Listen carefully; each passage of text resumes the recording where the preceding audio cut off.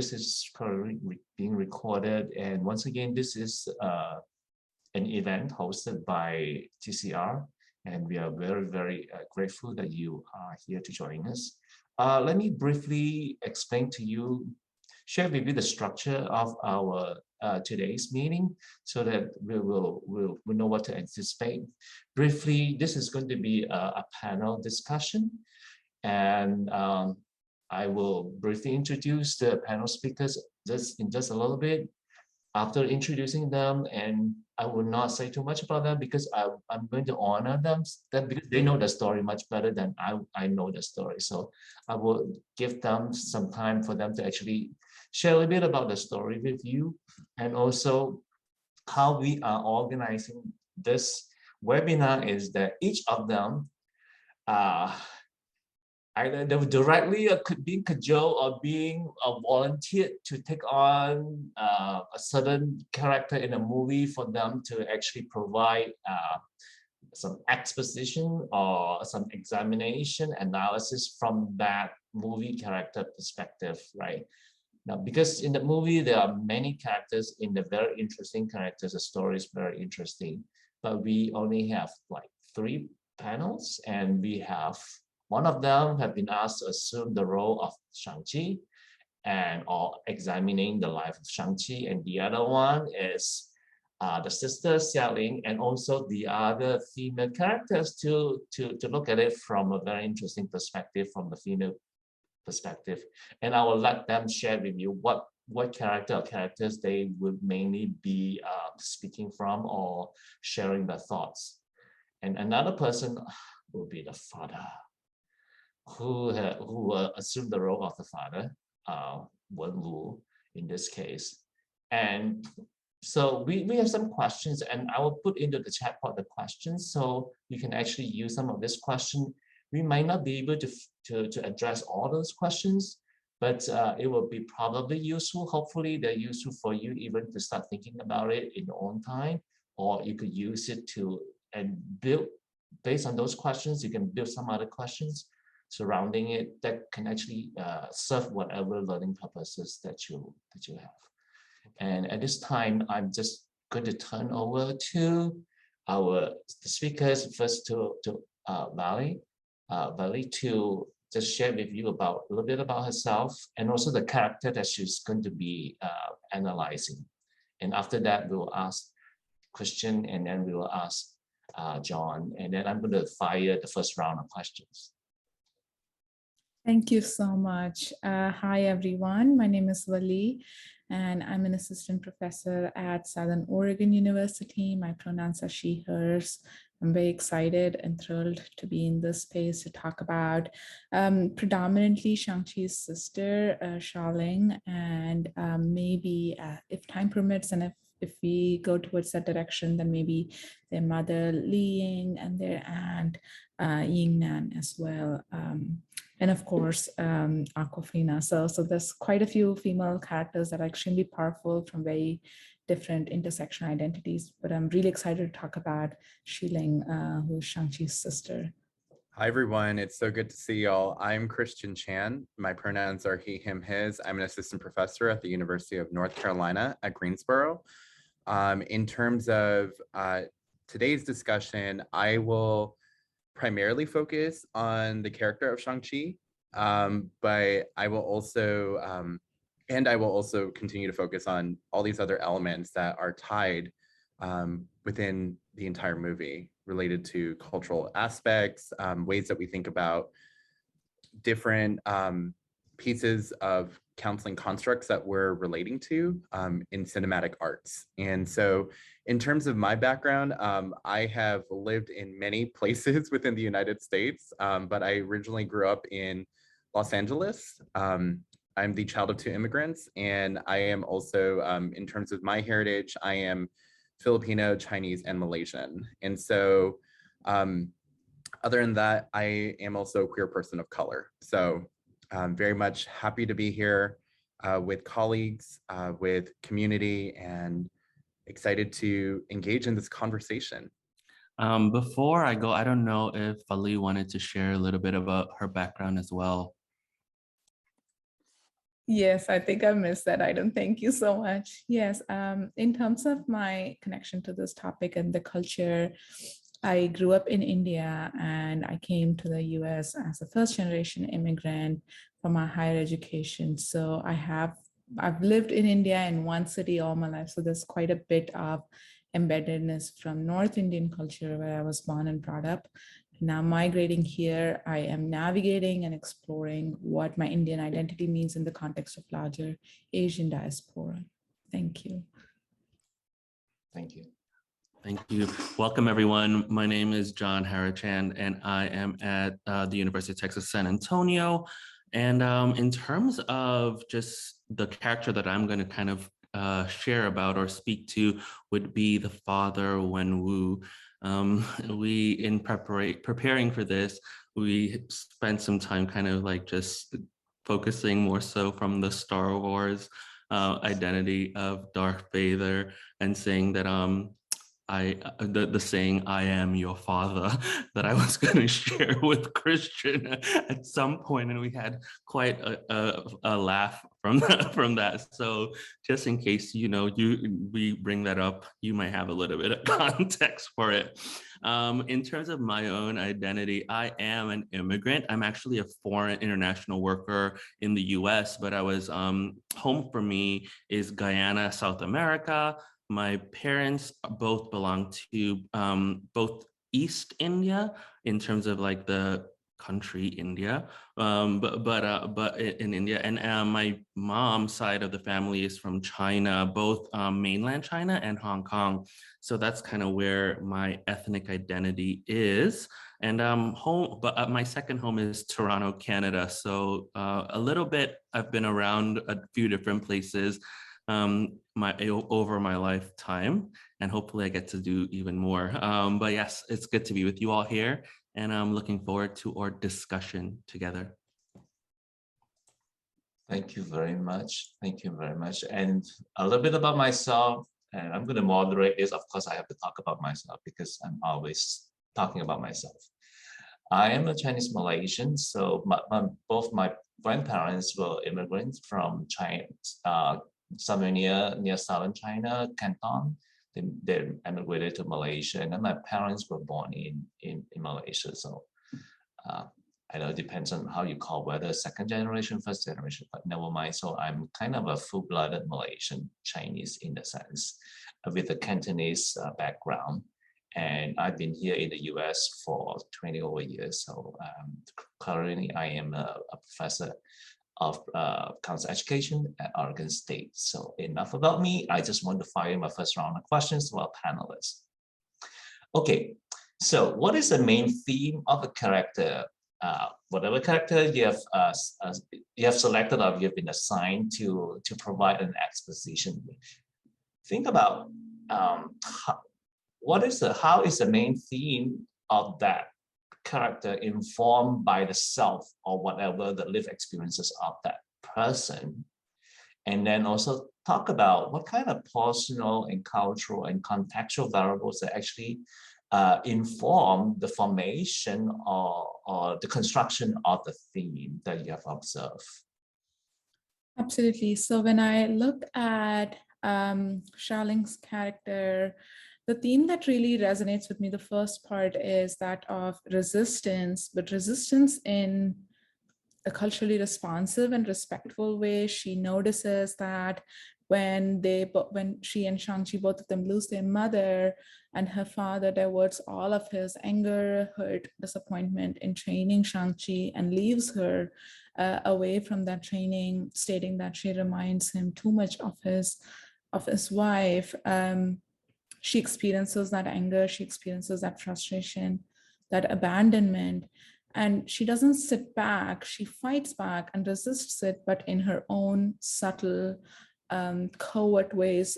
So it looks like she's not doing anything, but she's observing, learning what Shang-Chi is going through, and then she practices that, develops some of her own techniques as well, So much so that to counterbalance the opportunities that she didn't get, she goes on to develop her own fight club, the Golden Daggers Club in Macau. And, she then trains other people and makes sure that they are getting an opportunity.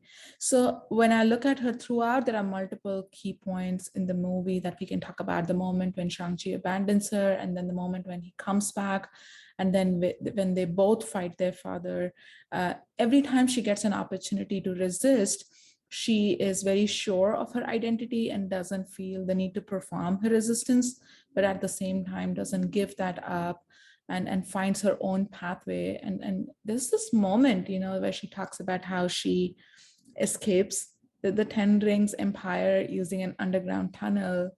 And in many ways, if you think about it, that is metaphorical of how she escapes this overpowering role of her father by digging her own tunnels and finding underground pathways, and moving out, and then doing her own thing, as opposed to recklessly just outwardly rebelling against her father and not getting anywhere. So it's a very shrewd form of rebellion, and at the same time very respectful and very culturally synchronous too, when I look back at my own ways of resisting and rebelling against my parents as a teenager and as a young adult. So yeah, so that's the main theme that I want to start with. I'm also curious what comes up for the other panelists. That's interesting thanks for sharing your perspective about that. Is what brought to my mind is like when somebody, I imagine that because in that patriarchy society, right, when the father and with all that, the focus is on the son, right? The focus is on his empire, but the daughter is like, no, you're not going to do that, or I'm not going to give you that, because culturally and even from whatever that is, right, those cultural elements. And yet she was able to find her own way through, develop, and then she became so much like street smart in a way to know how to survive. That is a lot of resilience in her as well.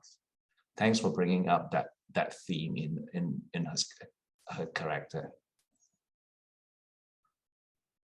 I think in this lens too, as we think about the employment of feminism, particularly within the movie, right? And feminist movements, feminist applications, I think one of the pieces too is this was symbolic of how to subvert the system, particularly within, right? And finding and strategizing intentionally in her own way to subvert the system and create meaning out of her experience. And so it's not necessarily, it's almost like when you think about when we apply this to work with clients and work with students, that they're navigating systems that already continue to set up barriers, right? And that's not necessarily the story that they've cultivated for themselves, but they're working within those systems and they're finding ways to navigate within. And I think what we've witnessed in the movie was possibilities, right, of subverting the system and finding meaning in doing so, chartering your own path. Absolutely. I think even the movie has a very clear intention of breaking stereotypes, especially centering around Asian representation in our larger society, and what we have learned about Asian communities in our multicultural coursework, that they are quote unquote passive or obedient or docile. But the movie draws attention to that is a Eurocentric narrative of what does resistance and rebellion has to look like. In many cultures, it is much smarter, much more effective to resist in a strategic way, as opposed to, put yourself out there in a loud way. And they show that resistance is very much part of our identity, and we have done that for thousands of years. And this is what resistance in our cultural context looks like. So, yeah. Since from a narrative perspective, like even though the dominant narrative is the patriarchy, right? Patriarchy, but yet there are unique outcomes or subplots that her life, her way of talking back to the system, of finding her own story, defining her own story is very much alive, even though it's buried underneath. If we don't look for them, we don't think they exist, but actually they do. So I'm wondering, let's move on to Christian from your perspective from the character, and then speak about the same thing to the kind of themes that you maybe one central theme, or there might be a couple of major themes that you have observed, and then what kind of personal and cultural variables or contextual variables that you think actually help explain how it formed or how those themes were formed in this person's life? Definitely. So part of the character that I had worked with in terms of creating this analysis, right, is really thinking about Shang-Chi, and specifically through the lens of trauma-informed practice, and really thinking about post-traumatic growth, and also thinking about leadership. And so I thought about those two themes as ways to apply what that might mean and what that might look like in the context of Asian sociology and like Asian particular cultural values. And so when we think about what that means, like there's these contextual factors that tend to line up with the ways that we see this implicitly in the movie. One of the pieces too was I was thinking a lot about post-traumatic growth, right? Because what happened, I know everybody here has watched the movie, so this shouldn't be a spoiler. But so Shang-Chi at a very young age personally witnessed, right? Personally witnessed the death, the murder of his mother. And so, and there were different ways that he tried to make meaning and found ways to, was trying to express that, but it was also having a complicated experience around how to express that, right? And so I was thinking about this in terms of trauma-informed practice. It's also because like there was a point in the movie where he mentioned like he really needed family, right? He needed his father, right, to be more present while he and his sister were grieving. And part of what was happening in that traumatic experience was there was no sense of established safety, right? Psychological, emotional, physical safety. And so that was essentially taken from him. And I don't know that it was restored. And so he had to find a way to make sense of his own post-traumatic growth. And I was still seeing it, but he found and chartered his own way to do that, right? And part of what happened, right, was there were different ways that he responded to trauma. And the thing was, I think a lot of times, like, it's almost like we have this like Western viewpoint of portraying trauma. And it's almost like, you know, that it has to be overt and it has to be externalized, right? And I think in many ways, what I saw was that he internalized it and he didn't have the opportunity to grieve. And there was a lot of disenfranchised grief. And that's how he was trying to make sense of his grief throughout the movie. But also on the other end, I also saw this larger theme of leadership attached to Shang-Chi. But the leadership piece, right, is not necessarily like I'm a sole individual leader that has to be this explicit leader, right, in all these spaces and how I embody the character. What I noticed was that he embodied leadership through interdependence. He embodied leadership for care for his friends and family and for the community. So there was a collectivistic, interdependent viewpoint or perspective of leadership, and that we could harness that as a strength. And I think sometimes we don't necessarily portray that, right, in movies, right? Like where it's always like, here's the main protagonist and here's the character and they're the hero, but they're not the hero just alone. And I think what the film exposed for all of us was that many of the cultural values that we also prioritize in terms of Asian leadership, right? And what we can harness as strengths are interdependence, collectivism, protecting community, harmony, or interpersonal harmony, and those we can leverage as strengths. Thanks, Christian. You know, as you were talking about that what my reflection was that, you know, this story in the Shang-Chi, this movie, actually it broke also the Chinese stereotypes of the martial arts story that the guy is the hero, will always carry everything on his shoulder, on like the father, which is like the father, very typical. But yet in this movie, you realize that at the end of the movie, Shang-Chi wasn't the did not inherit the 10 rings, but rather the postscript was that the post movie credit was the sister. Xialing was the one who became the ringleader, so to speak. And it's actually a very, I would expect from a stereotypical Chinese story, the man will continue to be the one who will anchor down the fort. But in this, they broke that stereotype also in that sense. It's very interesting. But on the other hand, but yet the sister wasn't the one who got the rings, but it was still him who got the rings in a sense. So it will be interesting to see if they ever develop the story to break all stereotypes that the rings actually would go to the sister. I don't know if they ever do that one day, but I don't know. But I thought it's very interesting, which I would, before we move on to John, I would want to see if Christian and Vali would be able to, would like to have a conversation about the relationship between both of them as brothers and sisters.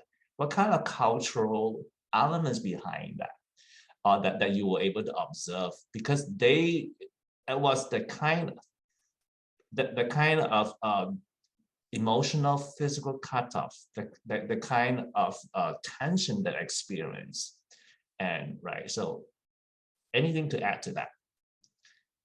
How you might actually see some of these things sometimes can actually play out in Asian family, because one of the families, they have to leave, they have to go somewhere else. But yet it was, a lot of things were not spoken, were not explained, they didn't know, and yet the kind of hurts were harbored.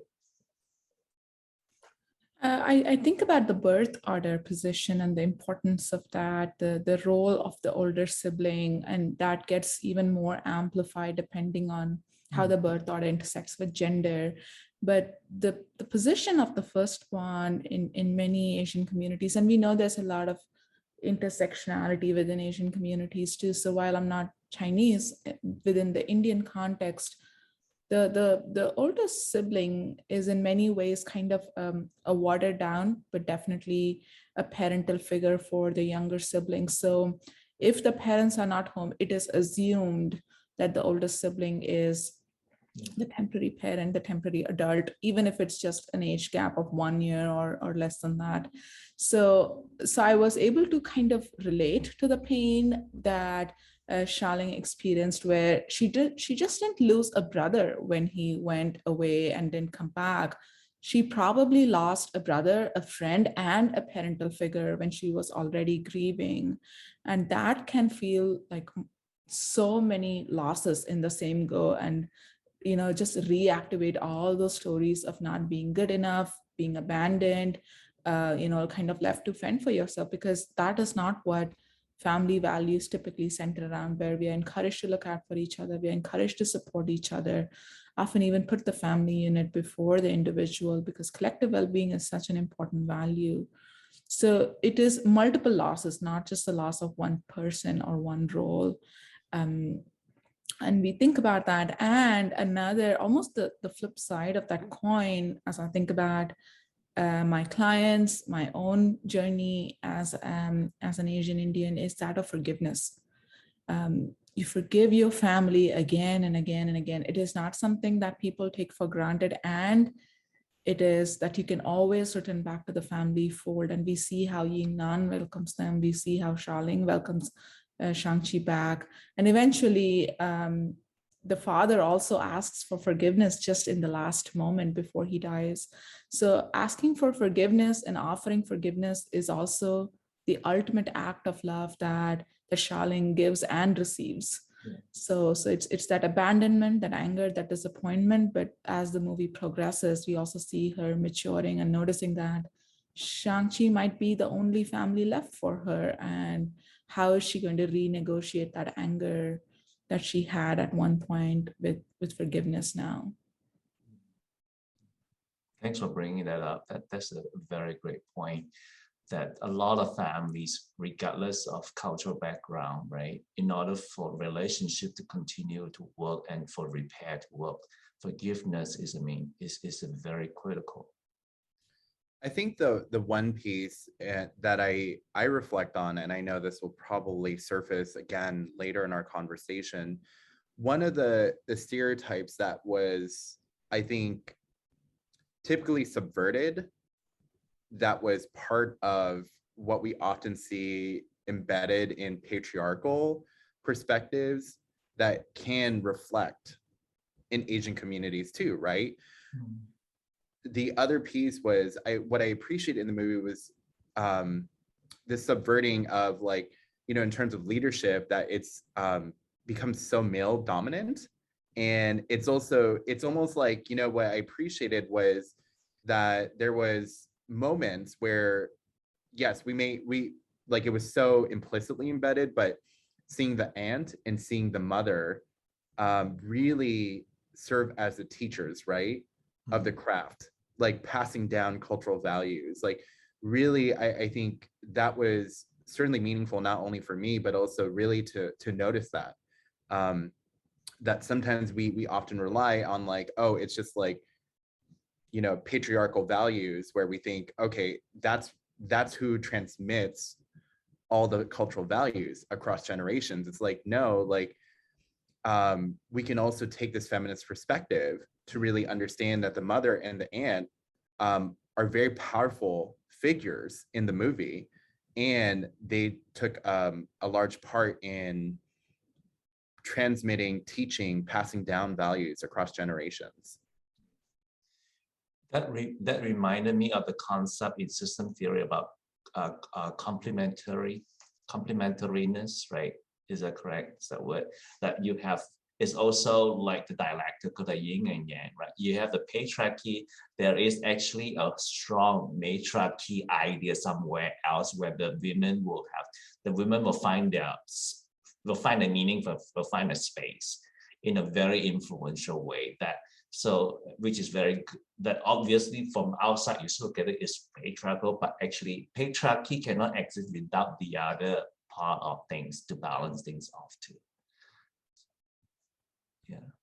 The other piece too that I think about from trauma-informed practice, right? I think, so in the grieving process, in the experience of trauma, one of the pieces was that in order to make sense of trauma, it doesn't always look like an overt emotional experience. And so what could have been happening for the characters was that in order to process it, they internalized and not necessarily suppress the experience, but that it can manifest in different ways. Sometimes it's also behavioral, right? The response is behavioral and not just cognitive or emotional. And so when we think about this, sometimes what was happening was, you know, acts of service, or I'm really thinking about, you know, channeling the experience of trauma elsewhere, right? By like the training and, like, you know, we're going to get to the father in a moment, but also really seeing, like, you know, I needed to be so invested in the training almost to excessively, right? And we even noticed that, like, with Shang-Chi as a child was internalizing that, like, right, like even his own father had to say, that's enough, like you got to pause on the training because you're going to hurt yourself. But that's also what can manifest in terms of an experience of trauma.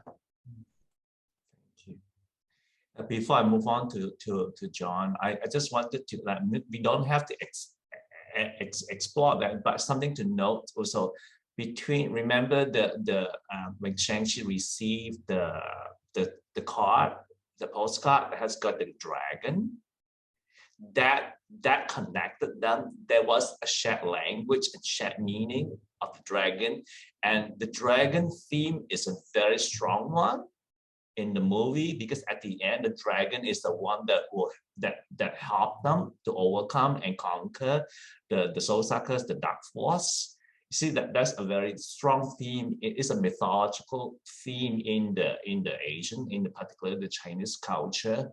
That is something that we can actually explore in a way. Like, yet that shared cultural background and value system or mythological narrative, however you call that, is the one that connected them as well as for the whole movie in that sense. It's something to think about, because that reminded me of Down in the Delta, that movie about an African-American family that has got the Nathan is the candelabra that got passed down through the generation. If you have not watched the movie, take a look at that movie, Down the Delta, was directed by Maya Angelou. And you can totally see the narrative theme that symbolizes the strength, the source of strength and wisdom and resilience for the African American family who descended from slavery, right? But yet in this Asian or this Chinese family, the dragon is a very, very strong theme underlying the meaning of that. So for those of you who are not familiar with the mythology of the dragon, check in with some of your Chinese families or some Asian families who share that kind of cultural understanding. What is this dragon about? Because the understanding of dragon in the Western world is very different. Like even for those who are into the biblical understanding of dragon represents something very evil. But in the Chinese mythology, it's not. It's a strength. It's that's where you came from, that kind of situation. So also will be very interesting to explore. But today we don't have time to divert into that kind of subplot in the whole movie. But I want to give John his time for him to talk about the father. I'm just kind of blown away at the fact of how fast time is moving in all of this. But so yeah, I kind of focused more on the father's identity, and the theme that really kind of stood out to me was power and patriarchy, and more so I think it's in contrast to what Christian shared on Shang-Chi's identity of what leaderships look like. The father's identity was more from the perspective of what revenge would look like, you know. And so in that space, I think that his identity was really formed as a result, I think, of culture in and of itself, where we see from a community perspective that within the Asian diaspora, I would say there is a strong push on honoring family in terms of the generational name that you get to pass on, especially when it's from a male, the male's perspective of carrying the family name forward at multiple levels. So from there, I think we saw him kind of seeking to exert himself, his identity within society. But then I think rather than being, I would say, respectful of cultural norms in terms of respectful of family itself, from a more, I want to pull in what Valley shared earlier of just being this leadership looking at leadership from a resistance perspective, where it's that he is not looking to necessarily resist something in and of itself. He's just simply looking to assert dominance in and of itself in his role. And so I think a huge part of that, and it kind of brought me back to what Christian had shared of his own sort of survival guilt, you know, from having to first be in a place where he was, the 10 rings kind of empowered him to kind of seek more of, I capture it as almost like world domination to some extent. And I think he found balance when he met Shang-Chi, their mom, you know, but at the same time, that balance was in a sense short-lived, because when she was murdered, I think that's where the survival guilt came into play again, and he kind of embodied this I don't want to say necessarily a rootless leader, but to some extent he did. He moved into that space, and so I think that idea of what how power could potentially destroy the destructive elements of it really was captured in his life. And I think what he did too is that how it kind of blinded his idea of what family looked like, because he then used his identity of his positionality as being the leader in the family to try now and bring the family back together, right?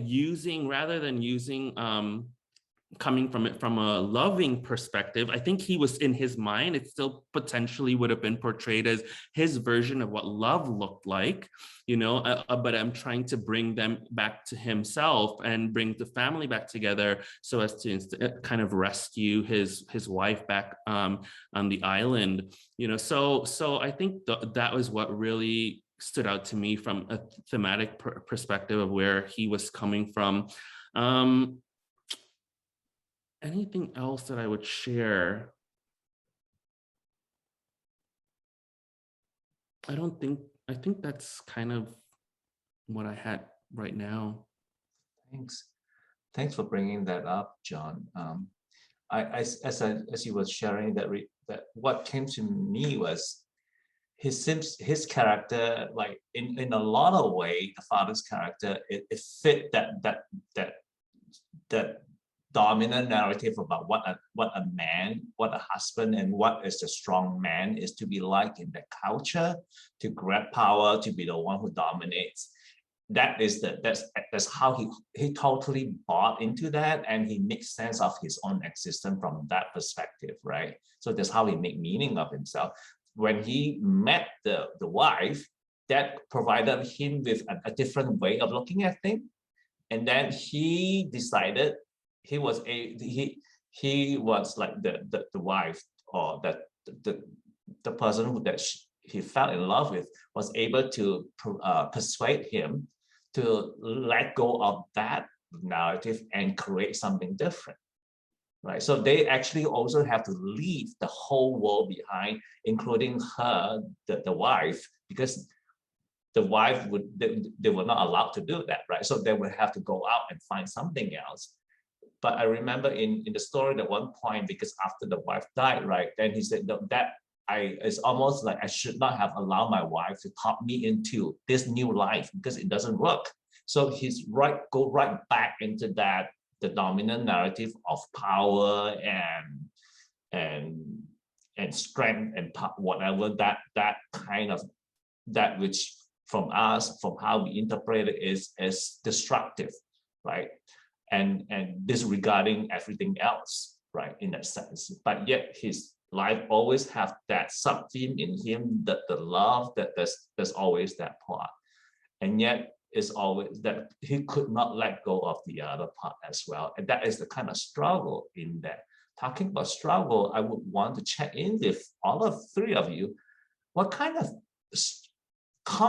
themes of conflict, because in every good movie, every good story, in all of our lives, including our clients' life, they always bring conflicts, internal conflicts to us, in the sense that they're struggling with. And how those conflicts are actually, a lot of the time, are culturally embedded. I think something that really stood out to me too was this idea of what is acceptable emotional expression, and from more like gender norms, anger for men is what we expect, and what we kind of accept as a norm, versus showing signs of love or gentleness is not something that is looked favorably on for men in just, I think, whether it's Eastern, Western culture. I think that's just something that is more of a constant or universal construct of some sorts. And so I think the conflict that I think within Wen Wu himself was how, now that I've experienced what maybe love was like from Ying Li, and what do I then do with this? Especially when she was no longer in existence, what do I do with this construct now that I don't have the physical manifestation of it, of what it is around me? And I think then he was in some sense stuck of not knowing how to then pass that on to his children. And the only thing that he knew was the anger, was the aggression, was the dominance, and that's what he ended up passing on and hurting his relationship with them as a result. So I think that really stood out to me as a thing that is of conflict. And I think that's something that I also kind of struggle with on a personal level as well, being I don't have the responsibility of being the first in my family. I'm the middle child, and I think that comes with its own levels of struggles in and of itself. But I felt like for my dad was very much he was a pastor and very respected in the community. And I think for him, his emotional expression was very much focused a lot on the church family, the church community specifically, and being gentle there and not knowing well how to do so within our family system, you know, specifically. So I saw that conflict, I think, play out on a personal level. And I think that for me, it was then how I think it allowed me to then internalize, does that mean he loves the church family more than the home family? You know, and I think that was a struggle for me growing up and coming to this realization of, I think we create these dichotomies because we have not as a society been able to show what integration looks like, you know, in a healthy way. But I'll stop and I'll allow Vali and Christian to share. I think, you know, as you talk about dichotomy, binary, the struggle for, when I think about Awkwafina's character, Katie, and also for Charlene, I think they were looking for balance. You know, they were wanting to be seen, wanting to be accepted. And in our discussions in preparation for this discussion, we had talked about the balance, the yin and yang, that is an underlying theme throughout each of the character. So when I think about Awkwafina's character, and she is, you know, she doesn't speak Mandarin or Cantonese. She is growing up in the US. She has a more westernized, Americanized identity. Her family is trying to bring her back to traditional values and traditional jokes and expectations by saying, when are you going to get married? When are you going to get a real job?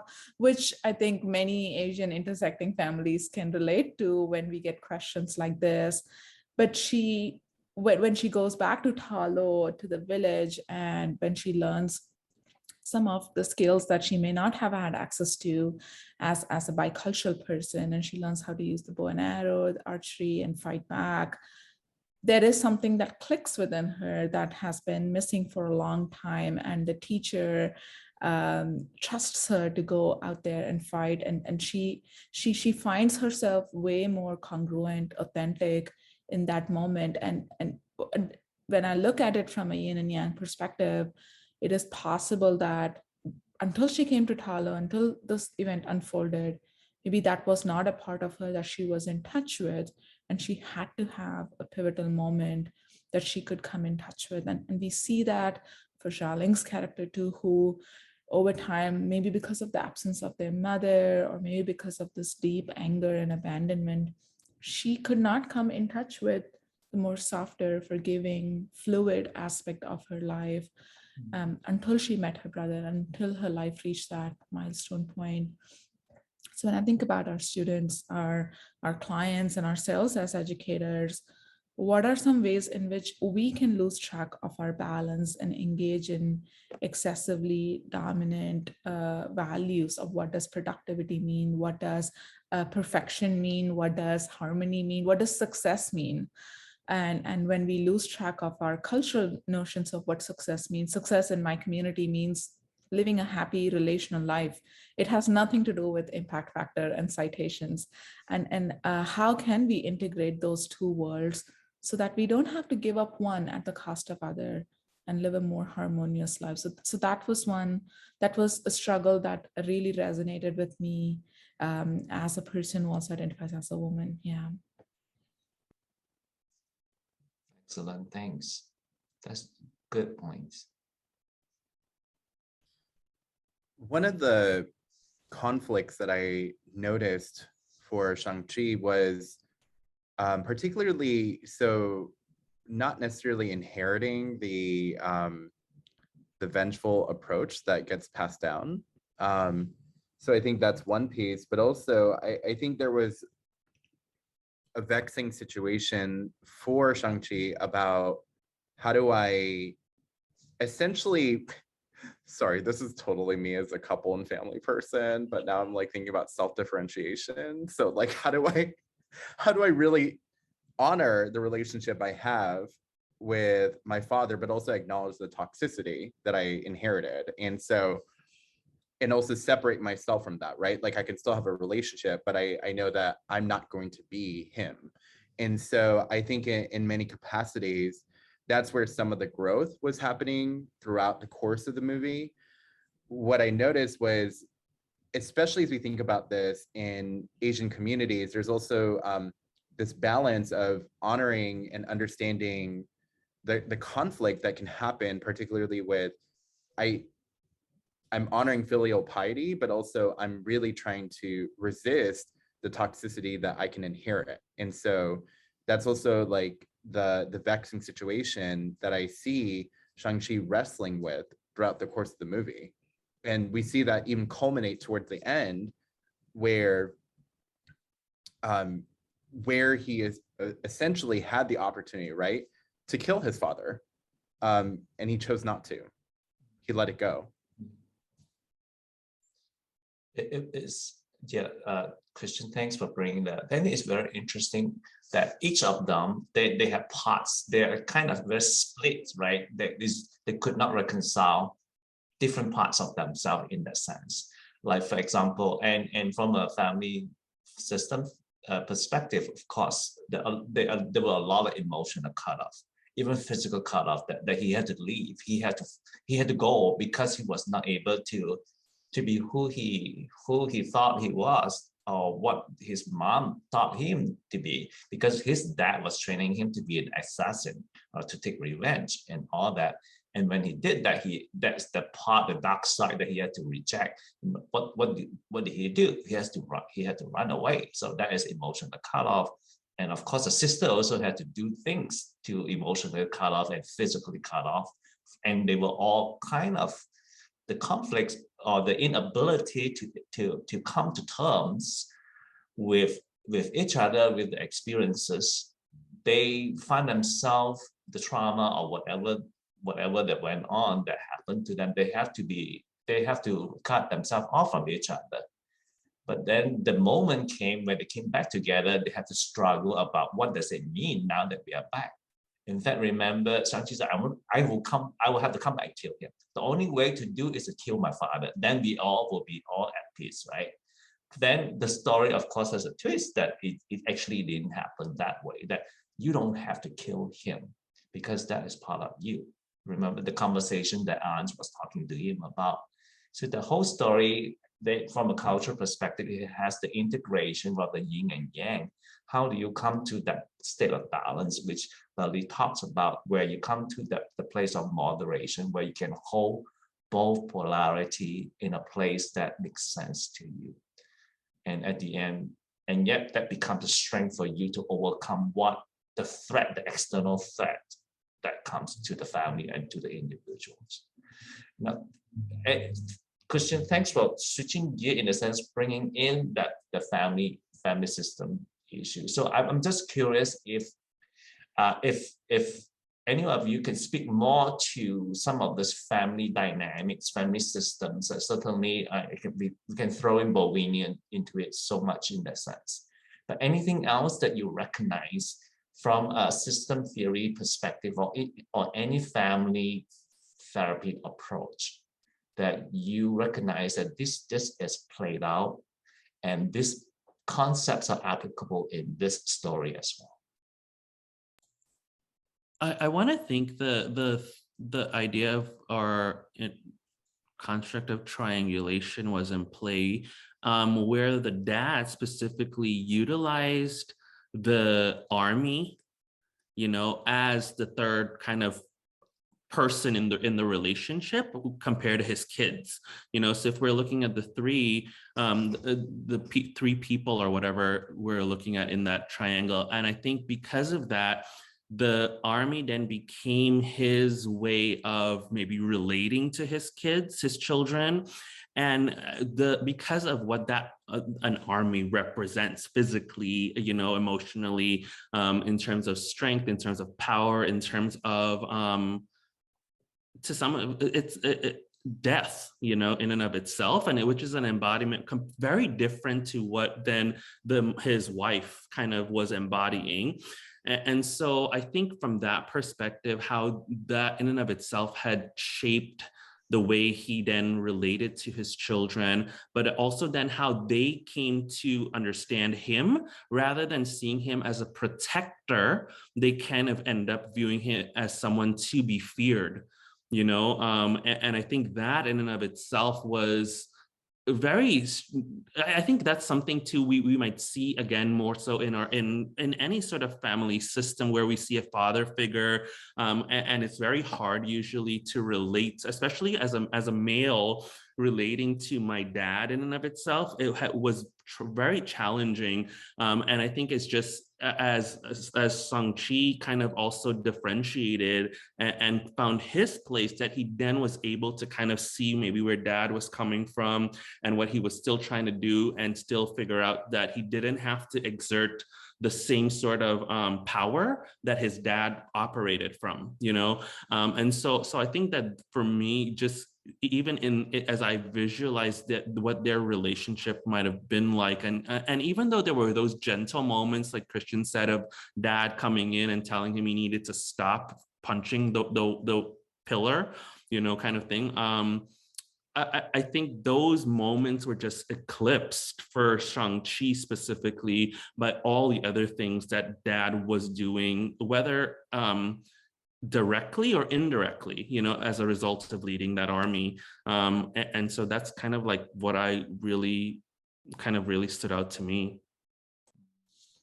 I was thinking about a couple of things, and I would love to hear more on that too.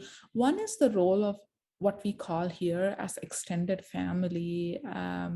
Most of the family counseling theories that I teach and that I've had access to learning are very centered around that sense of immediate family or the nuclear family, the idea of two parents, yourself, and a few siblings, and that is the main source of influence, and everything else is extended.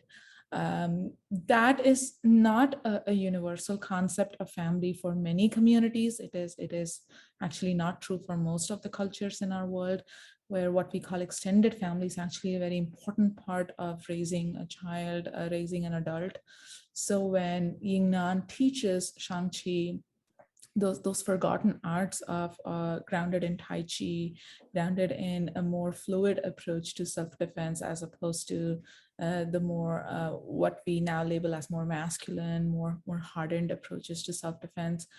That shows I feel it is not a coincidence that an aunt is teaching that, because for many of us, we are not just raised by our parents, we are raised by neighbors, we are raised by grandparents, uncles, aunties, related to our parents by blood, related to parents by friendship. So it's immaterial. Like there are so many parental figures that we have beside just our biological parents or people who are raising us. And that becomes so evident throughout this movie, how when Shang-Chi goes to Katie's house for breakfast, they invite him to sit down and have a meal. And that doesn't, even, it's not even a blip in my radar, because that is exactly what is expected in Asian families. You go and if somebody's eating, you are given a plate and there is no asking around it. You sit and you eat with the rest of the family. So this idea of nourishment, knowledge, wisdom, and also community from an entire collective, as opposed to just an immediate family, feels like they didn't get pulled into the typecasting notion of extended family as just being controlling, but extended family as a place of celebration, as a place of coming back to the fold. So that was one that really resonated. Another one, and I don't know if this is just my projection, but the idea of natural elements as also being part of family, when they go to the living forest, the bamboo forest, and the forest is not just a coincidental presence. Again, it protects the Thalo village, it protects the family, and acts as the first line of defense against people who are coming to attack them or destroy their sense of peace. So when I look at the relationship with land, the relationship with nature, relationship with water, which is such an essential one, especially as our communities are fighting for access to safe drinking water, that is beyond just a functional use, it's a sacred presence and is an important part of family. So those two ideas, which are not often acknowledged, the ideas of non-human members as family, the idea of non-nuclear members as family, really resonated with me as a family therapist, as a family counselor. Thanks. That's a great point, Lali. Those are great points. So the one piece that I think about is I read some more background on this. I thought it was interesting, right? Because they don't necessarily name it in the movie, but there's a scene where I remembered Xialing basically saw the eyes of the dragon, right? And really there was a pause. And the reason why they made that focus, so like the cinematography and the editing, why they put that focus into view. So I actually read this up on the background of like the special effects of the dragon, the water protector, and actually it was supposed to be made in the likeness of their mother. And so that was the interesting piece, right? Like the eyes were supposed to represent Ying Li's eyes. And so that's also like, I think something that we can think about, right? In terms of grief, in terms of family, that they are still with us, and that there's a spiritual component, right? To like knowing that our family, even as they pass or they die, that they are still with us, and that we honor them, right?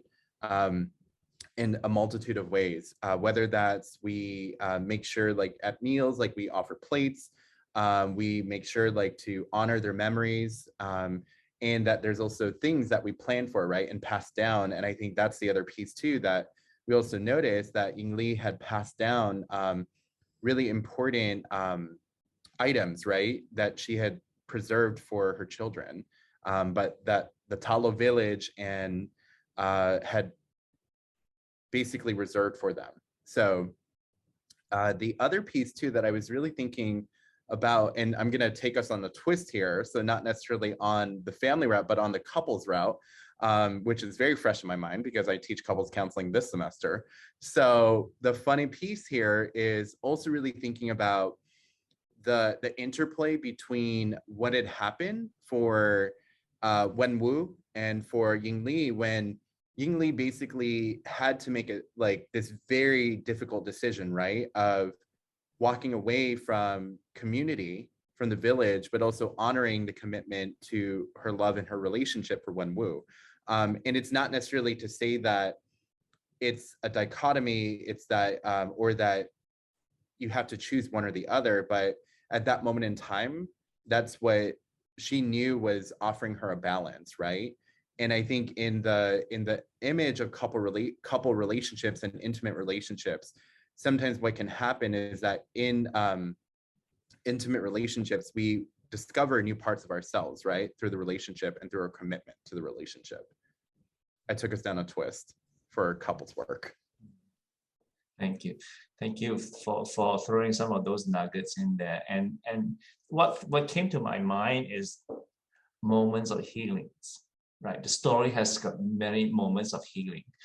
When the moments when Wu met the lady who was much stronger than him, but yet that brought healing to him. He didn't have to fight. He didn't have to be that kind of male dominant, world dominant thing. That brought something. And then Christian, when you talk about the eye, I didn't even remember that moment when the dragon, right? That is a moment of healing. The gaze. Gaze is very strong in there. Remember the gaze between Wenwu and the Yingling when they were fighting, and the choreography, the dance, they were gazing at each other, and that brought them together. The authenticity, the love was exchanged, that bonded them.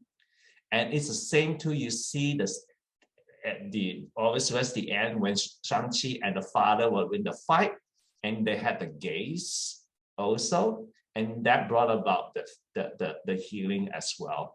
And then of course it happened to the dragon and Xiaoling, right? And one very important thing which I don't want to forget to mention is that at the end, remember that it was not only Shang-Chi was the one who was riding the dragon, but Xiaoling was part of it. And it is a very, very stereotype breaking kind of thing for me, right? That foreshadow how the role of Xiaoling would rise in comparison to Shang-Chi, which is a very typical, if a typical patriarchy story, it will be the man will always be the one who will carry the limelight. But yet this story sprinkle a lot of other stuff, which in a lot of ways, Awkwafina's character also has a very, very heavy lift. Because without her character, without that part, the whole story would be very lopsided in a sense. So that, and there were moments of healing between gazes, between, what is Awkwafina's Ray, forgot the Chinese name. We always, because she's known with Awkwafina so much. So that's that kind of relationship. Talking about Valley, we're talking about when you're isolated from your family, how do you balance the system? You have external family that help bring about homeostasis, that helps you through difficult times and conflicts. And that relationship, Awkwafina and similes of the characters and relationship actually provided that external input into the system so that he could still find himself, at least when he needed that kind of space in a sense. So I think it's good it's very astute of you to remind us that it's not just the nuclear family. In fact, sometimes when the nuclear family is so difficult, so conflictual, what do? Triangulation is not a bad thing. We always do that. We bring in external resources. I think how do we then translate concepts like this to help our clients that you have more than just one nuclear family, the community. How do you establish that kind of community support, which will be useful and helpful for you? Now, before we move on to the other part of it, I just want to come back to the rest of the participants. I just want to put a pause and just want to come back to you because we have been so engrossed with the story ourselves. I just want to come back to you and ask if you have any thoughts, questions that you have about what we have shared, or things that we have missed, because the story has got so many things that we have missed that you would like to highlight, or things that you were wondering what is the cultural meaning behind certain things in the story. Then after that, we will move on to a bit more application part. Question? Yeah, I'll go first and then just share some of my thoughts. I really enjoy the conversation here. When Christian was talking about subverting the system, I feel like you all were also subverting the system that we're in, this Western-rooted system of looking at family, right? And then when Valley was talking about how the little sister was escaping from father, not by directly confronting him, but by digging a tunnel and leaving it in the indirect way, that make me think about the concept of passive aggressive had such a bad connotation in this culture.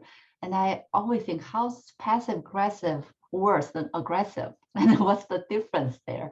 It's just right, people expressing their emotions, one in a more direct way than others. And then why would a direct manner be preferred always to an indirect manner? So I appreciate that. Thanks, Yin. That's a good point to highlight. We have aggressive, assertive, and passive aggressive. Anything other than assertive is not good. It's problematic, right?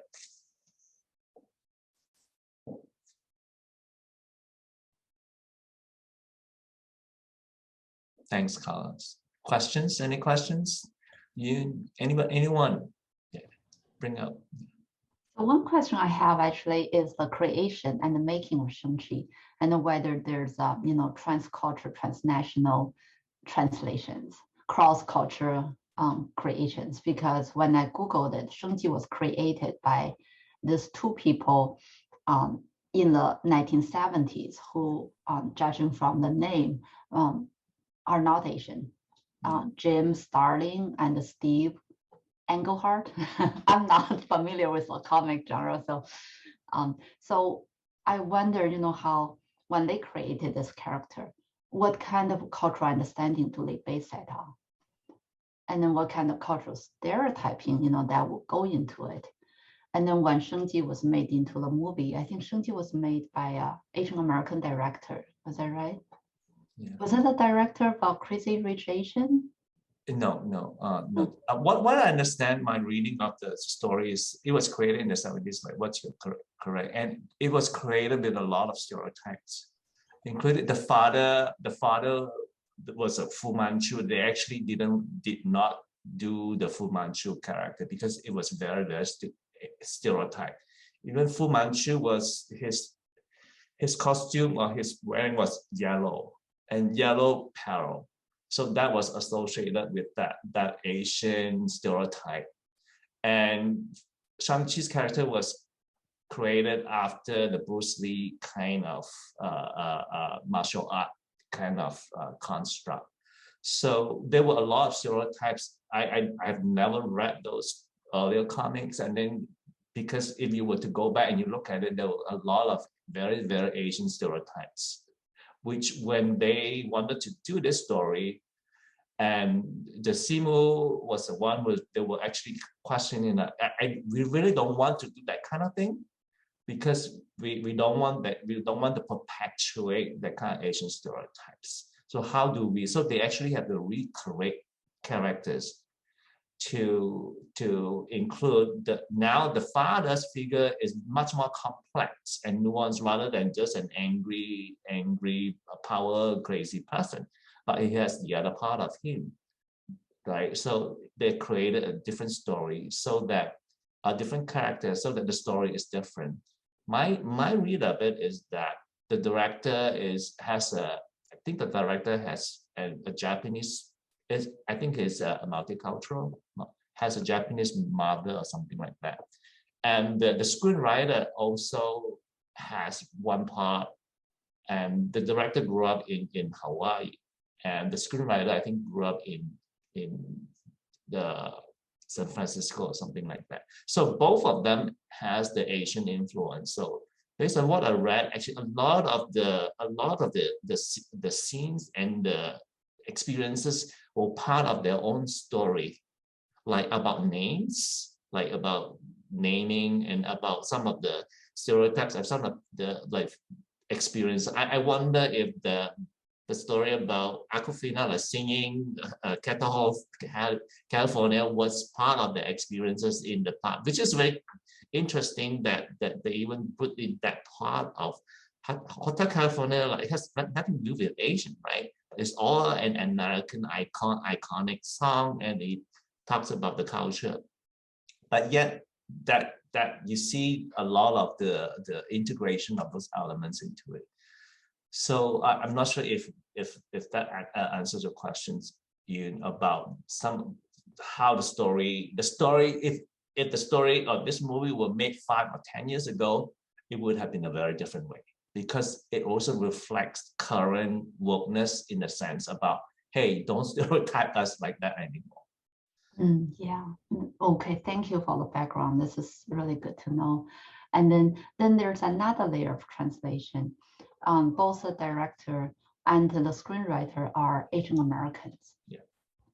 And then what is the translation process? And then what is the interpretation process of Asian Americans, interpreting Asian culture? So it's not a question, just something to share with you. You see, sorry. So go ahead. If you read Kate Moon, one of the articles I wanted you to read was Kate Moon's article that talked about that she actually talked about, I see myself in those conversations. That this is exactly how my parents actually talk to us. So you see a lot of authentic exchanges. Like for example, Kate Moon highlighted that when the villains came and wanted to take revenge and but the father wasn't there, and then eventually they killed the mother. So the mother actually told the children, please go back. I have something to discuss with the guest. So that is a very Asian way of it's like a coded message telling a kid to just go and do something else. This is adults issue and potentially is hazardous. So that is a very coded language. So she was saying that I grew up like that because this is how our parents would talk to us. And so you see a lot of, I think, very thoughtful inclusion of Asian interactions in that sense. But on the other hand, I also think that the movie, I don't think we should claim it as Asian because it's more Chinese rather than pan-Asian kind of thing. So I'm wondering if Valley, from a non-Chinese perspective, how you experience that cultural translation. Sorry, I think there are very obvious differences between the cultures within what we call as Chinese culture and then the cultures within Indian culture. So even growing up in India, I cannot and should not speak for all the subcultures based on my social class, the languages I spoke, the caste that I'm from. And it's going to look very different from, say, another Indian immigrant from a different part of the country, a different intersection. But what we have as a shared experience is that of being othered because of our brown background, be that within the US, be that within UK, the Europe, or as members of various Asian communities, as members from the Asian continent. We have some unfortunately shared experiences around the modern minority myth, the myth of xenophobia, the immigrants are coming and taking over our jobs. The idea of, especially for some communities, the COVID-19 prompted anti-Asian attack.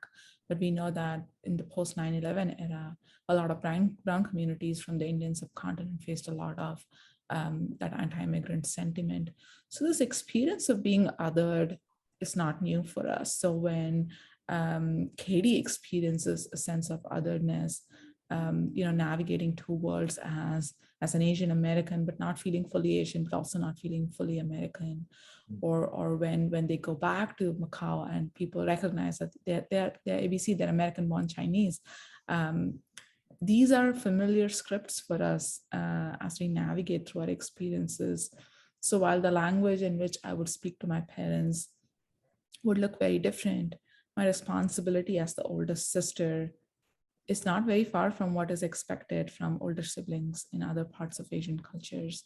How I speak to my parents is not going to be very different from how Asian counterparts from, say, Korea or Taiwan or China speak to their parents or their elders, So those are the shared experiences that really resonated with me, first as a viewer and then critically analyzing the contents of it, and to not be one-dimensionalized. Every time we see Asian women represented in Hollywood, the racialization and sexualization cannot be denied. For the longest time, we've had characters who are not Asian playing our roles. For the longest time, we've had movies when even finally Asian characters do get to play the role, the roles are a lot more one-dimensional, flattened out, and we don't get to see the complexities, the fight for our power, the fight for our time to take over the family reins, to take over the family power. So this movie represents this breaking of this bamboo ceiling or glass ceiling, where we are in charge of how we are portrayed.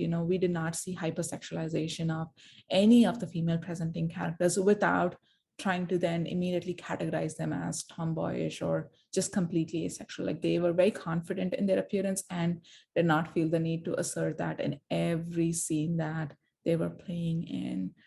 And one of the hallmarks of a feminist movie is that two female characters at least talk to each other without talking about a male character.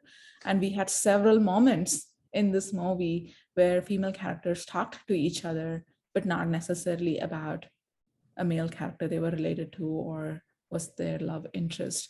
So it shows that women are capable of conversations and do engage in conversations that has nothing to do with men and still have nourishing, powerful sisterhood, which is another important aspect of Asian cultures. So that's what really that is what really stood out to me as a viewer, consumer, and then as a mental health professional. If you have any other questions, if not, we can move on to another part of it for about maybe like 5-10 minutes, and then we can open up for more conversations and discussion. Yeah. If not, then I would just move on to the next. I would come back to the panel. That what are like, I know you have already addressed some of the lessons and some of the observations that you have. Now, anything else that you would want to expand on in terms of lessons that you've drawn from these characters or from this movie in relation to the characters that live experiences, and also the macro culture, how it could be like beyond just the movie, but the making of the movie and how it actually what can we learn from that, and from those lessons, how can we maybe use those lessons to actually help inform us in the way we work with our Asian clients, so that we can be, because I don't want us to stereotype our Asian clients because now we have this Shang-Chi movie, okay, you have to resonate with that, right? Or or are you more like Aquafina, or are you more like this or that, right? But rather, when our clients get present the issues, the struggles, and conflict to us, then we will have to ask questions. We will have to start thinking about what kind of background, what kind of macro and micro issues are there that actually can help us understand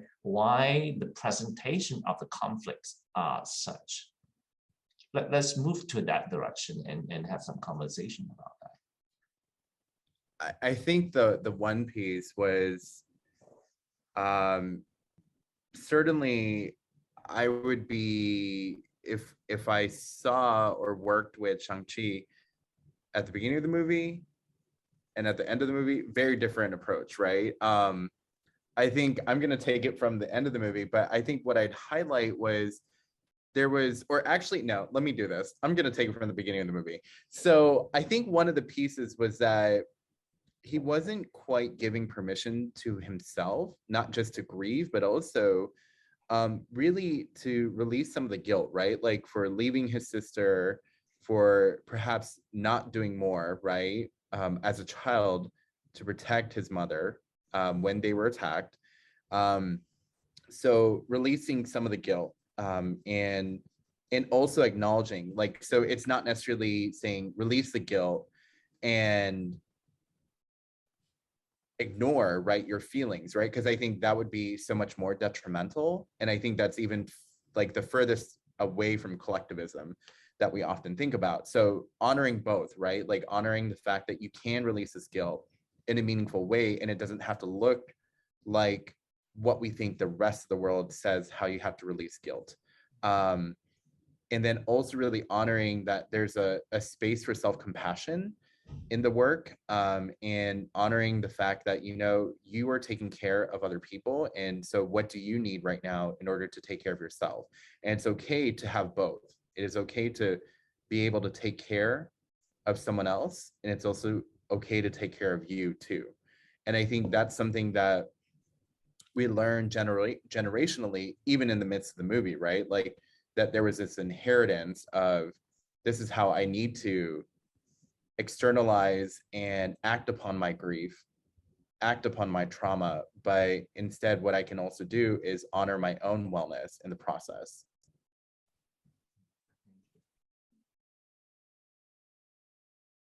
I'm also thinking about, because a lot of us, when we have family conflict, we feel very guilty that we have to remove ourselves or we have to have like boundaries, right? So across culture, sometimes it's very difficult.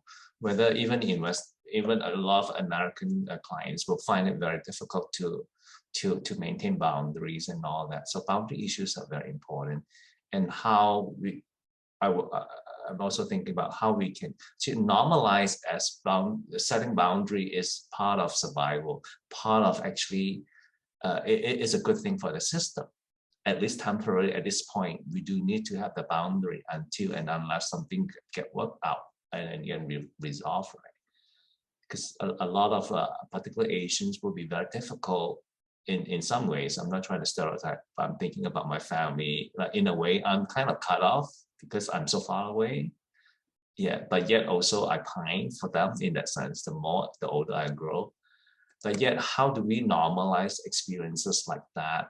So we don't have to carry the unnecessary burden of guilt. Yeah, to make sense of that. Yeah.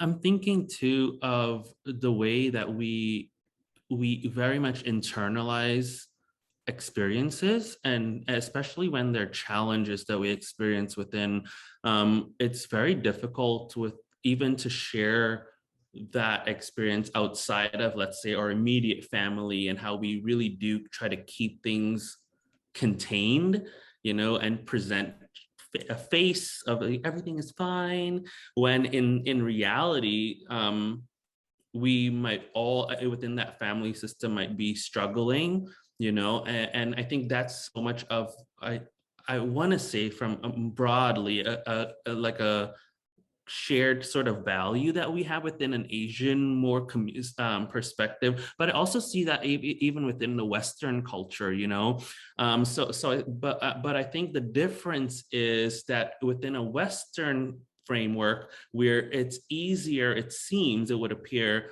for us to then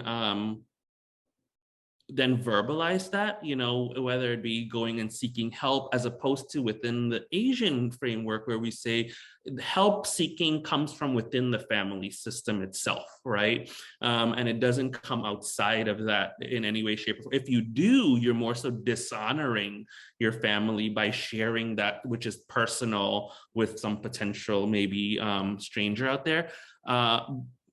Even when it's like sometimes from the extended family too, right? We still have like these degrees of separation that we say, okay, yes, within our immediate family, we can disclose this much. Within our extended family, we can disclose this much. But then if you're going outside of that, you are really sort of maybe bringing shame or dishonor to the family in many ways. So I think from my even understanding of the father's perspective, as to he at one point had a support system in his wife, to share, to then tap into the vulnerability that he had. And with losing her, he did not necessarily see that immediately within his children, that he could do that with them. And so I think he just kind of withdrew again, and kind of went back to what he knew was normal, and I think if I were kind of meeting with him, is to kind of almost validate that experience for him, as something that was, in a sense, normalizing that for him, but then also sharing that he was able to tap into his vulnerable side, and trying to work with him in a space of saying, how do we get back to that, reconnecting with that part of self that he is, in a sense, that was an internal cutoff, I think, that he had experienced, but he looked at it as protective. And I think it was in some sense for him. So it served a purpose, but at what cost? Whether that be to his entire family system, his kids, even I would say to the entire village of Tao Lo, as to they also, in a sense, to kind of hurt him and his wife when they told them that they could not exist in that space, together. So I think even that, to that perspective, as to sharing giving him permission to verbalize that hurt, in multiple levels, and having him kind of come to that space of seeing that to not be at odds with the two parts of self, like this strength, like power versus I don't want to say, I think of it as both like that yin and yang then, you know, and rather than seeing them as separate entities that cannot coexist, of kind of helping him integrate both to some degree for himself, you know. And so that's kind of like how I would have approached working with him as a character.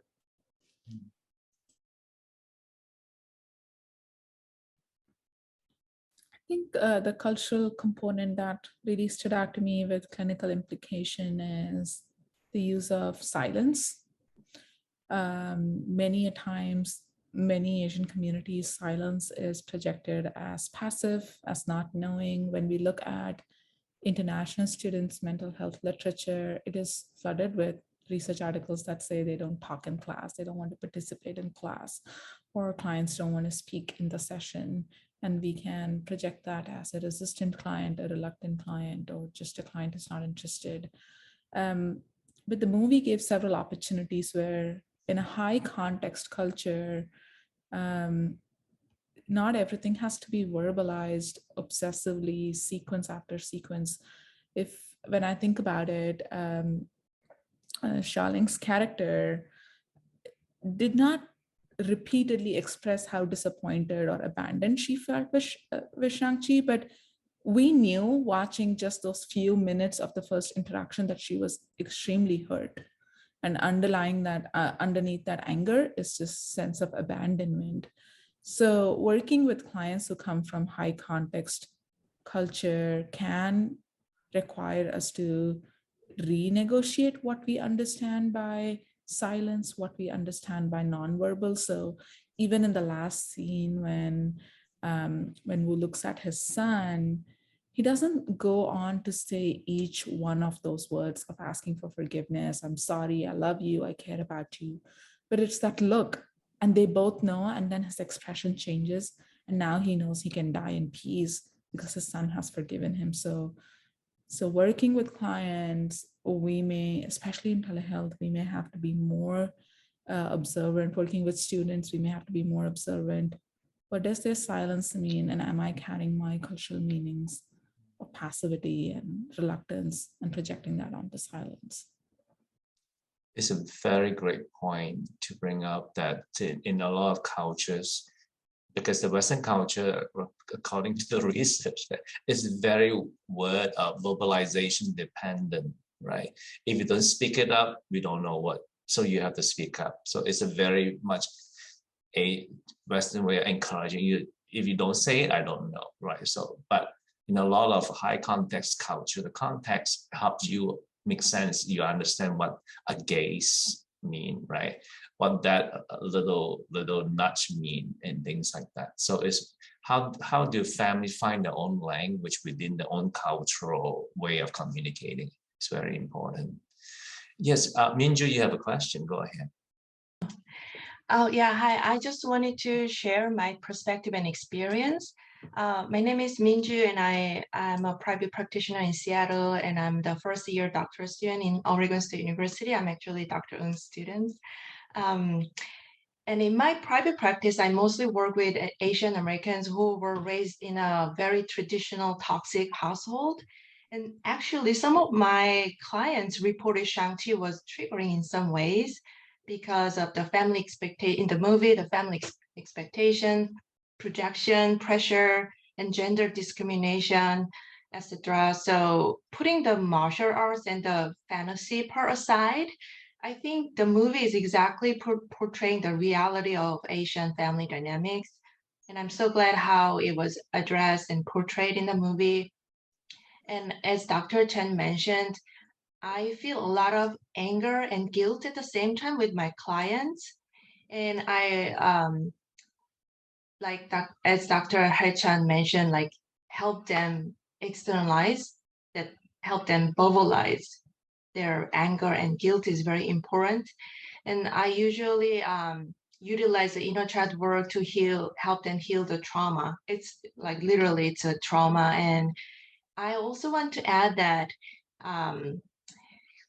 helping them new storytelling, like help them write a new story, because everything is in the past, everything already happened, so you can change the past and the trauma, but then we can help them rewrite the story in a new perspective and new narrative, so they can thicken the story, their life, so they can bring the purpose and meaning, new purpose and meaning to their life. So anyway, I'm really enjoying the perspective and insights here, and I appreciate the opportunity to listen the new interpretation of the movie. Thank you so much. Thank you, Minju. Thanks.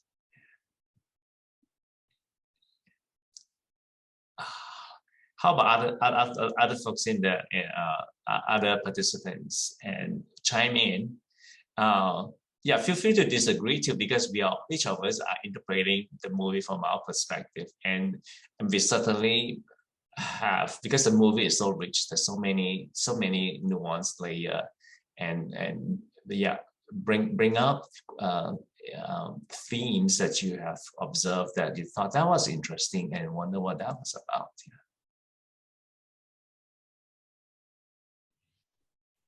Something I'm reflecting on, this is related to the movie and somewhat unrelated to the movie. One of the pieces is that, especially when you think about working across the lifespan, whether it's working with children, adolescents, emerging adults, older adults, one of the pieces too is like we often talk about bibliotherapy, right? Like, so we talk a lot about using books, and whether it doesn't always have to be self-help books, but like just like even books where I see my story told.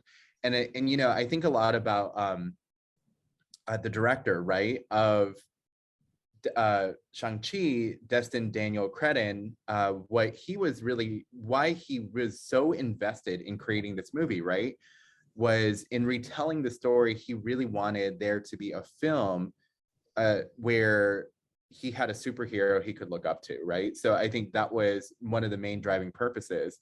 And the other piece too is that I think for all of us, as we think about not just in the comparison to bibliotherapy, but when we think about film, and I appreciate what Minju shared, because in the aspect of film and cinema, like this is also related to what we do in our counseling practice by creating a catalog of films that could be cinema, right? Films that could be helpful to clients, or even offer different perspectives. Because I think what also recently came out, right, is Eternals, and of course, like, which was also directed by an Asian woman director, right, an Asian female director, Chloe Zhao. And so I really think about the work that she portrayed in that movie, and also what it meant in terms of variations, right, across different social identities. So while there were like not just one Asian character, right, but two. And so I think it was also featuring the diversity of not just racial identity, but also the diversity particularly embedded within like sexuality and sexual identity, affectional identity. So I think it also behooves us as professional counselors to think about, okay, so maybe Shang-Chi is not necessarily representative of your entire story, and perhaps there's another film, especially as we continue evolving some of our catalog, that there might be another film where you could imagine yourself as a superhero, right? Or you could find meaning in this too. I think a lot about a work, like some of the work that a colleague has done around creating an entire list of superheroes or inspirational models that school counselors can use, particularly around not just LGBTQ superheroes, but also like queer and trans people of color, right, who are superheroes. And so really looking at like different role models in history, so that doesn't always represent one single identity. Thanks, Christian, for reminding us of that, highlighting. Yes, Eternals is the next movie I'm going to watch. See, I think we as clinicians or as counselor educators, we always have to balance, right? Always remember the individual is very different.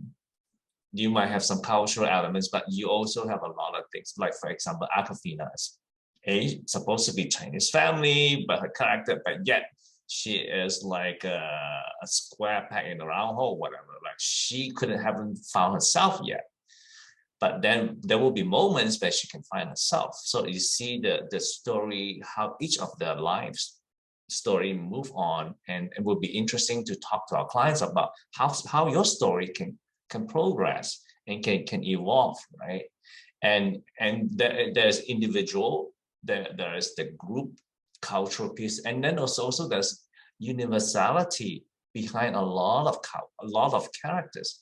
Because it remind me of the Lion Kings, how Simba lost his way and eventually found himself. Right? Remember, Riziki was the wise monkey. That reminds me of the Yoda and Skywalker conversation, and there's a lot of universal construct that is very human. That how we have conflicts, how we lose ourselves, how we reject ourselves, right? And finding very hard internally and also externally. And yet there are moments that we go through, because life and in and of itself, without seeing a counselor, life can be therapeutic, right? As we tap into the life forces, so to speak, we can find ourselves healed as well. And then we can move on. Moving on, meaning integration, as it portrays in the story, is like, remember he was holding this, and then the aunt was saying, you have to open it up. It's so simple. Opening it up can mean so many things. Opening it up can mean now I'm opening up to experience. I'm opening up to another way of doing, and I'm opening up as a way of integrating. It's very symbolic about it, which all of us across culture, we could actually resonate. So, yeah. Anything else to add? We have about like maybe 10 more minutes or 5 more minutes, and we need to go shop, and then we go for another movie. Yeah. I think two things kind of are really sitting with me right now. One is this portrayal of women, the power in women, specifically from the movie, is this idea of the mom was the one who was self-sacrificing first, right? Usually you would see the male character take on that role, but in that space, she was the one to say, I'm going to pay with my life the price of whatever my husband had, the deeds that he had done, kind of thing. And I think that was something very different compared to Western films, where we see the man usually in that role. So that was one thing. And the other thing is within the Asian culture too, the microaggression of being seen as invisible, right? And yet I think with our conversation of just the gaze of seeing how different characters interacted with each other through visualization, and even with the dragon, I think it shows the importance of or visibility and the value we place on being seen. I think that's also a human something that we look for as part of humanity, wanting to be seen, recognized. And I think that kind of really counters that in the movie, really counters what we see from the Asian community being invisibilized, so I think those two kind of things really are sitting with me right now. But I've been enjoying our conversation. Yeah, well, this conversation really reminds me of the commonality that we all share, and also the diversity within the Asian and Asian American communities. So as I was listening and really reflecting on the first thing said is, when I watched this movie, I didn't relate to it. I did not like it. I felt like it was a Western movie made based on an image of a Chinese culture. And then the only part I like about it was the piece in San Francisco, where I feel like everything lightened up. So coming here, I chose to come here because I want to hear different perspective to see what I missed. And another part is this movie, I don't think it was doing really well in China. I don't think it's a political thing. I think there's a cultural piece to it that somehow didn't relay as much as some other movies. And not to mention, you know, the actors, the Chinese pronunciation really are right. Oh, anyway, so they're not native speakers of, you know, so that adds a piece. But when I was listening, and then, you know, my heart is pounding because, hey, we had such a fabulous conversation. Now, like Yun is coming out to see, you know, how you know, I feel it differently. But what I meant to say is, you all invite me to see different part of it. I didn't think. And then, but one thing I was still thinking is, I somehow feel this as Asian American movie. And now I'm more clear than before, that I feel like this is an Asian American movie rather than an Asian movie. I feel like this movie would be made differently. Dialogue would be differently. Gender role may be a little bit different. Power dynamic may be a little bit different. Parent-child relationship might be a little bit different if it were made by someone from contemporary China, for example. I don't know, you know, I don't know whether, yeah, so this is just my opinion, but I want to throw it out there because I want to hear what you all were thinking. Because when yeah, and also, you know, remind me of the, you know, I was thinking about ecological system, I was thinking about the chrono system. I was thinking maybe if 30 years ago, like if you go back in China, like 30, 40 years ago, it may relate a little bit more to the gender dynamic or the parent-child dynamic. But, you know, after 30 years of one-child policy, which really fundamentally changed family dynamic, gender dynamic, you know, in my way. So those kind of relational patterns were a little bit, how should I say, foreign to me. Those are the things I read in historical books, but those are not the ones I experience in everyday life. Yeah, it's just interesting, isn't that? So I was also thinking about how culture can be like frozen in a way when we immigrate. Yeah. It depends on when we immigrate. The culture that we brought with us could be 30 years ago, 50 years ago, 20 years ago, and then the culture is constantly changing. Yeah, so just want to share. Yeah. Thanks, Yun, for highlighting that. It's very, I think it's very accurate in the sense that it doesn't really speak to the current China culture in a sense, because of the last 40, 50 years of changes that China has gone through. But a lot of it is more like global, like that's why they speak ABC, like American, and they speak Malaysian, Singapore English and all that. So you see how the Chinese actually become so global, so different now in the way we carry ourselves. But yet some of the roots that talk about drive back to the yin and yang roots, and that those things, to what extent how things have changed. It will be very interesting from a contemporary Chinese interpretation of the story in a sense. I noticed that June seems to be ready to say something. Yes, go ahead. I'm sorry, for 2 hours I was just listening, but my name is Junya and I am an associate professor at Seattle Pacific University. The reason that I was not able to kind of participate in this conversation much is that because I have not watched the movie yet. I mean, when we met at ACES conference and when I heard you all talking about that movie, I was like, I want to watch it, but I kind of, in my parallel process, I think that there's some resistance in me when there is a movie or something that is related to me. I kind of hold on to it, and then I wait until I feel so much when I have so much courage to watch it. So I am delaying actually. So watching the movie, but after listening to you all about the different layers of perspectives and different approach to watch this movie, I feel more motivated actually to watch this movie maybe this weekend with my husband, who is not Korean.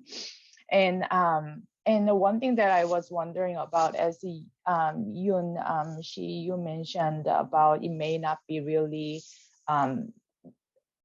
maybe the mainland China people may not be really relate to this movie. I may think that I was thinking about, is this an Asian movie or Asian American movie as well? I mean, as a person who have not watched the movie yet, so I appreciate that your perspective on that. And recently I read about a chapter book on Asian Americans in the US, and then it talked about kind of how Asian Americans are struggling in the US with our identity in terms of kind of that dichotomy between yellow peril and then mother minority myth.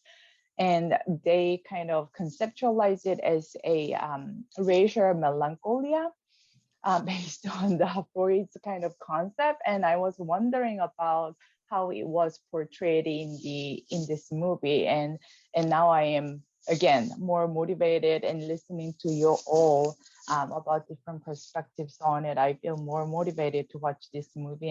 And I appreciate that actually there are more and more Asian American movies that will demonstrate or talk to other people about who we are and how diverse we are, and how other people, I don't want to say other people, how people can interrelate or understand what Asian Americans are or what Asians are in the US. So thank you so much for this space, and I appreciate Dr. Ng for opening this up for everyone. Thank you.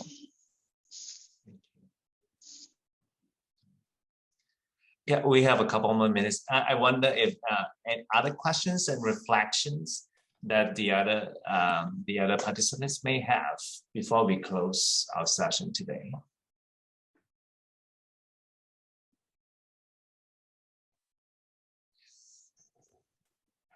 Just very grateful for this time to sit, and it is a privilege to have a piece of work that comes somewhat close to representing our story. We have not always had that, and whether it does a good job or not, whether it tells the full story or not, I don't think it was always the case to have any material that we can even sit and critically analyze. So yeah, that in itself feels really a privilege, a very good position, a good starting position to be in. I'm not asking us to settle with this, but it's definitely changing. Things are changing, and I'm grateful for that change. I think it would be good also for us to become an sociologist or anthropologist, maybe more sociologist, because culture changes, right? Every culture would change, evolve, time, chrono system. And yet there's some basic element of a culture tends to last. They tend to continue on. And then how do they emerge? How do they impact the way we do, consciously and sometimes often unconsciously? Because some of those like Confucianism and those certain very ancient wisdom that help lay a lot of this society relational dynamics or rules and unspoken rules and things like that. And how all this can actually, we need to look back and examine, and then how do we go back and harness the energy and leave behind whatever we don't want, right? So it's the way for us now to define for ourselves, what does it mean for me now? I'm in a different land, or I am whatever that might be, or even if I were to go back to my own homeland, what does that mean for me now that I have experienced life so differently? Or my homeland has already moved on without me being back then 5 years ago, 10 years ago, right? So, and those of us, another issue we have not explored is the immigrant stress, acculturation stress, that challenges that we experience. And sometimes we have to disown certain parts of us in order for us to fit in. And yet when we found a new self, and when we go back to our own family, that new self is not really celebrated in some ways. So these are the constant acculturation stress that we would experience ourselves. That is certainly true for myself. But I think as we evolve as a human being and together with the rest of our community, how do we become more like mindful and thoughtful and reflective of all these processes that can help us ourselves grow, heal and grow? And I have to be okay with, yeah, I probably might not be buried in Malaysia. And is it okay with me? Right? The kind of things I'm asking myself. And what does that mean?